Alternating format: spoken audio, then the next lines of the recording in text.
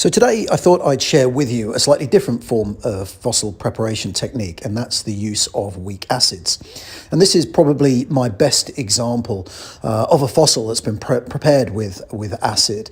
And this is an ichthyosaur jaw from Lyme Regis. It's the very front of the rostrum, and it's packed with amazing teeth. I can't claim to have prepared this fossil, that's for sure. This was prepared by an absolute master in acid preparation, because it really is not an easy technique to master. And as you can see, all of the details of all of the teeth have been preserved, and all of the limestone has been removed from between these teeth. If you were using mechanical tools like aerobraders, this would be really, really difficult to get in between all of these teeth and expose them.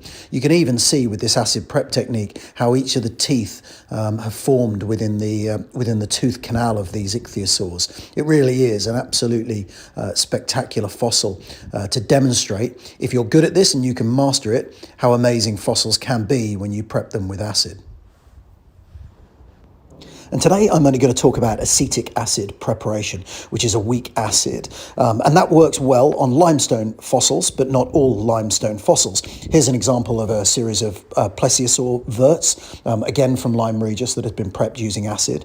The matrix that surrounds these bones is a limestone matrix made of calcium carbonate, which the acetic acid will react with. But the bone has been mineralized into calcium phosphate, which the acetic acid doesn't attack. These are pretty robust bones, so they're not fragile, and they haven't got lots of calcite veins running through them. If you do have fossils which either the fossil is made of calcite or you have lots of calcite veins which run through the bone, then it's going to be very hard to use acid prep, because obviously all of those calcite veins are going to dissolve in the same way as the matrix will, and potentially you'll just end up with a crumbled mess at the bottom of a bucket. So it's really important to know that the fossil that you're picking is going to respond really well to fossil prep with acid technique. Now, I'm not going to claim to be an expert in acid prep, and although I've done a few pieces, there are far more experienced preppers with acid out there. However, I certainly know enough to give you a basic summary of how it works. I'm going to use an example here of a rolled ichthyosaur jaw and show you how that comes out over a series of hours. Okay, firstly, this is a video where we do talk about acid, and although acetic acid is classified as a weaker acid, it's still an acid, and naturally you need to make sure that there are safety precautions. You need to make sure that the space that you're using this in is well ventilated, and you obviously need to use gloves. It's just really important to get into best practice, regardless of acid that you're using, that you do all of the proper safety requirements for the acid as is written on the bottles. That's critical.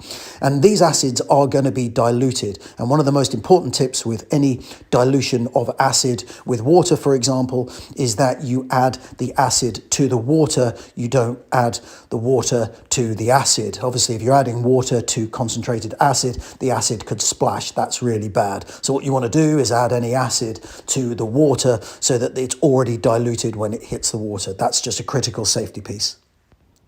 Now, the acetic acid here is a 20% concentrate. There are further concentrations out there, but we're going to dilute this down to about 5% acetic acid with water. So why buy anything more concentrate, which obviously has more corrosive power? So I only purchased 20% acetic acid for this work.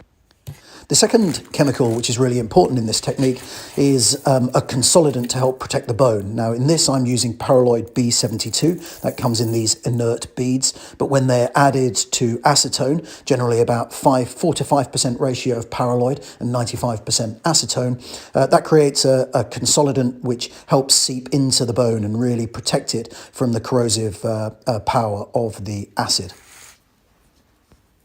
All right, so let's give a test sample a go. And as I said earlier, this is a rolled bit of ichthyosaur jaw from Lyme Regis.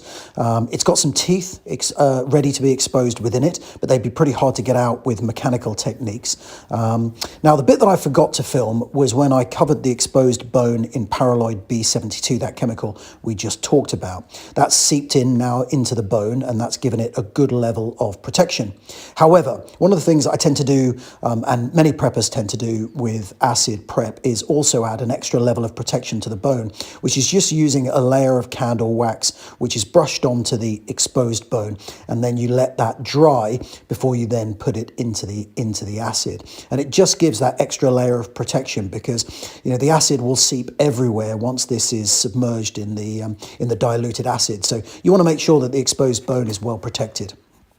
As you can see here, all of the candle wax has now dried, and on all aspects of the exposed bone, that's now been fully protected with paraloid and then candle wax. So it's now the time to put it into the diluted acid. As you can see on the bottle, I've written there that it's a 5% acetic acid dilution. So I've taken that 20% and I've diluted it all the way down to 5% just in water.